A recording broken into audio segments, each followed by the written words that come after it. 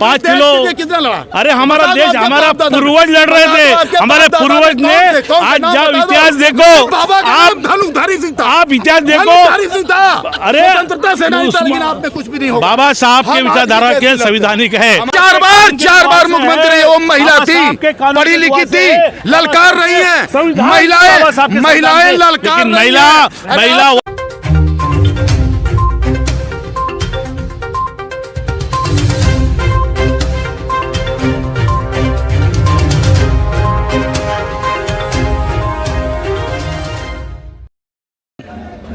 Question. आज जंतर मंतर पर आप आए हैं, क्या विशेष मुद्दा है जिसके लिए आपको जंतर मंतर पर आना पड़ा और धरनेबाजी करनी पड़ी? देखो, धरनेबाजी का बात नहीं है, हमारा हक अधिकार के लिए हम यहाँ पर आते रहते हैं।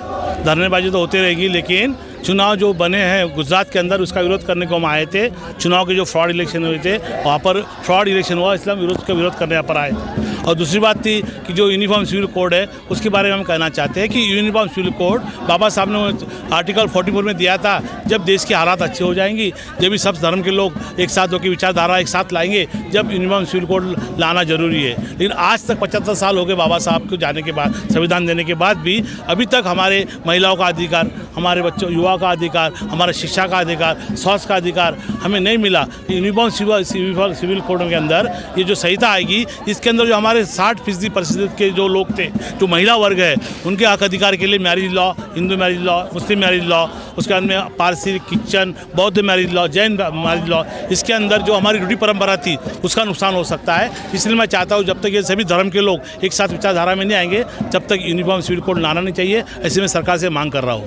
सर, अभी बाबा साहब ने कहा था कि एक संविधान एक विधान बाबा साहब का सपना था। बाबा साहब ने देश के लिए सोचा था, दलित व कुचले वर्ग के लिए, जो हर समाज में पाए जाते हैं। आखिर बाबा साहब का सपना एक संविधान एक विधान में क्यों नहीं होता? बाबा साहब ने कम किया था वो। हाँ, तो यही तो बाबा साहब ने तो गरीबों के उत्थान के लिए बात किया था। बरोबर है, एग्जैक्ट है, बरोबर, हम मान रहे हैं ना। लेकिन बाबा साहब ने तो 1952 के 55 बाबा साहब ने धारा 370 दिया था। बाबा साहब ने 341, 340, 340, 341 बाबा साहब ने हिंदू कोड बिल बाबा साहब ने लाने को कहा था। लेकिन यहाँ के सरकार ने हिंदू कोड बिल लाया नहीं था। लेकिन आज थोड़ा हिंदू कोड बिल ला रहे। वो हिंदू कोड बिल में क्या था? महिलाओं को सम्मान का अधिकार था, शिक्षा का अधिकार था, महिलाओं को प्रॉपर्टी का अधिकार था। वो आज इतने 70-50 साल में आज क्यों ला रहे हो? सम्मान कब नहीं था? नहीं, आज भी नहीं है। महिलाओं घर के बाहर निकल जाता नहीं।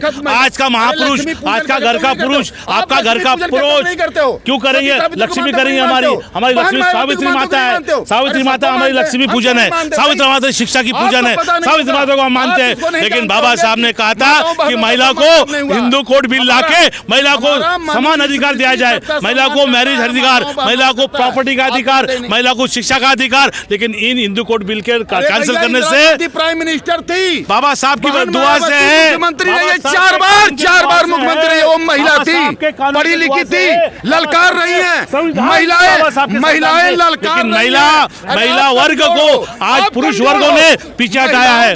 महिला वर्गों को शिक्षा करने देते नहीं, महिला को गुलाम बना के रखा है। गुलाम को बाहर जाने देते नहीं, महिला को पूजा करने जाने देते नहीं, महिला को मंदिर जाने देते नहीं, महिला को मस्जिद में जाने देते नहीं। ये क्या चालू है? ये बात है, ये गलत है आपका। ये पुरुषत्व कम करना चाहिए। पुरुषत्व आज बाबा साहब का विचारधारा के विरोध में चलता है। राजस्थान में भगवत गीता जलाई गई है। राजस्थान में दलित संगठनों द्वारा भगवत गीता जलाई गई है। इसके विषय में क्या कहेंगे? अरे बाबा साहब ने मनुस्मृति पहले जला दी थी, 25 दिसंबर जला दी थी। तो ये जो जलाने वालों को उनके विचारधारा के विरोध में से जलाना चाहिए। वो नहीं है तो अरे वो जी जलाएंगे क्यों? मैं आपका धर्म तो नहीं जलाता। मैं कहा बोला जलाओ करके? हमने कहा बोला जलाओ आपका? अरे आपका धर्म कोई जलाता ही नहीं है। आपके विचार, आपकी विकृति है, आपकी विकृति है। आप महिला को अधिकार देते नहीं है। आप नीच उच्चता, आप नीच उच्चता, आप महिलाओं में, आप पुरुषों में आप नीच ऊंच एससी शेड्यूल कास्ट बन के आपने हमें बदनाम किया है। महात्मा बुद्ध को मानते हो ना? महात्मा बुद्ध हमारा सत्य थे। हाँ, और वो भी राजा आज भी जिंदा है, उनका पूरे देश के अंदर आज नाम है। भगवान गौतम बुद्ध ने कभी भी बोला नहीं कि बस धर्म को मानो, मेरे आचरण पे चलो, मेरे बात पे चलो, बाबा साहब की विचारधारा पे चलो। भगवान गौतम ने कहा था कि तुम मुझे मत मानो, मेरी विचारधारा पे चलो। मैं बोल रहा हूँ इंसान है, इंसानियत है, मानवता है, मानव धर्म है। बाबा साहब ने उसको संविधान पे लिखित रखा है, लेकिन आपके मन के अंदर मनोव्यवस्था है, आप विचारधारा के विकृत है, आप विकृत है, विकृत स्वभाव के लोग हैं। हम हिंदू धर्म के विरोध में नहीं है, हम उसके विकृत के विरोध में है। हम चाहते कि बाबा साहब के विचारधारा के साथ चले। आप विकृत है। अरे पूरे देश के अंदर कुर्बानी वाले लोगों हम लोग ने दिए, महार बटालियन ने दिए, राजपूत बटालियन ने दिया है, उसके बाद में मुस्लिम समाज के लोगों ने दिया है। पूरे समाज के अंदर, देश के अंदर हमारे समाज पूर्वजों ने देश के अंदर देश बचाने के लिए पूरा ध्यान दिया है। ध्यान दिया, हमको नहीं चाहिए राशन, हमारे पास में बहुत राशन है। हमारे पास हमारे किसान लोग इतने मजबूत है, वो 11 महीना यहाँ बैठने के बाद में उन्होंने सरकार को हराया। 5 किलो, अरे हमारा देश, हमारा पूर्वज लड़ रहे थे, हमारे पूर्वज ने। आज जब इतिहास देखो, आप इतिहास देखो, अरे कुछ भी नहीं होगा। बाबा साहब के विचारधारा के संविधानिक है। और गुरु नानक जी ने बाद में मुस्लिम समाज के लोगों ने इतना त्याग किया।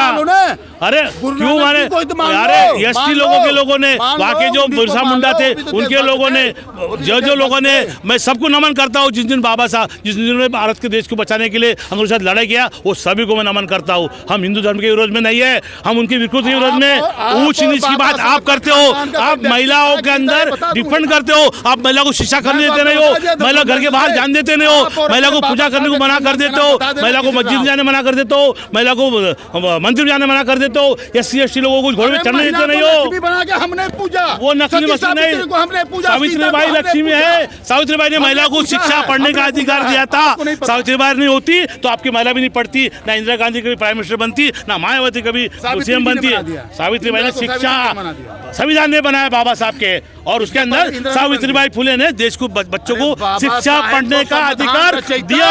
कांग्रेस की देन है, कांग्रेस, बाबा साहब पढ़ने प्रस्ताव, कांग्रेस के पास, कांग्रेस के लोग बाबा साहब के साथ गए थे, बोले हमारा संविधान लिखो, हमारा संविधान लिखो। बाबा साहब ने संविधान लिखा, इसलिए आज आप बोल रहे हैं। बाबा साहब अम्बेडकर सब गए थे, 338 लोग थे, सब राजा महाराजा लोग थे, लेकिन जब बाबा साहब, सबके लास्ट के बाबा साहब थे, उन्होंने संविधान की पूरी रचना किया और राजेंद्र प्रसाद जी ने उसको भारत को दिया। सर, पर प्रथम पंक्ति में बाबा साहब का नाम इंगित नहीं है संविधान में। अरे सब भाग गए छोड़ के, बाद में जो 338 लोग थे ना, उसमें से कोई बीमार कर गया, कोई अमेरिका भाग गया, आखिर बाबा साहब ही रहे उसके अंदर। और बाबा साहब ने पूरी कॉन्स्टिट्यूशन की सब लिखा, रचना किया, और वो बाबा साहब ने देश को दिया। इसलिए आज हम लोग इतना अखंड भारत की बात कर रहे हैं। अखंड भारत तो बाबा साहब के संविधान से है। अगर हम छोटे छोटे रूल बनाएंगे, नए नए कानून बनाएंगे, तो हमारा देश का हर गरीब आदमी, हर मजदूर आदमी टूट जाएगा। इसलिए मैं सभी को धन्यवाद करता हूँ, आपकी सभी चैनल को धन्यवाद करता हूँ। जय भीम, जय भारत, जय संविधान, जय भारत।